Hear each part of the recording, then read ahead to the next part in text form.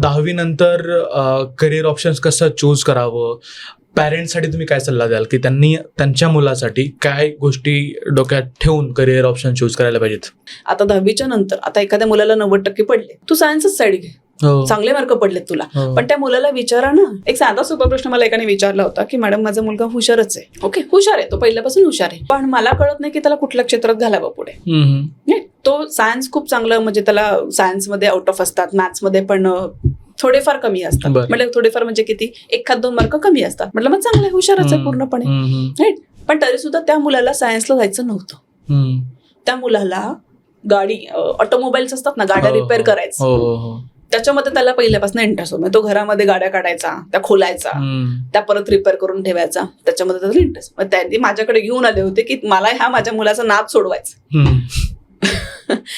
म्हटलं हा नाद नाहीये, तो त्याची स्किल त्याच्यामध्ये उतरवतोय. जर तो हुशार आहे तर ह्या स्किलमध्ये तो त्याचे डेफिनेटली 100% येणार, आणि तो त्याच्यामध्ये एक्सपेरिमेंट करून अजून काही ना काहीतरी वेगळं करू शकतो. आज तो मुलगा ऑटोमोबाईल इंजिनिअरिंग मध्ये टॉपला आहे. प्रत्येक पॅरेंट्सनं त्यांच्या मुलाची आवड पाहिली पाहिजे आणि त्यानंतर त्याच्या अकॉर्डिंगली त्यांचं करिअर ऑप्शन्स जे आहेत ते चूज केले पाहिजेत.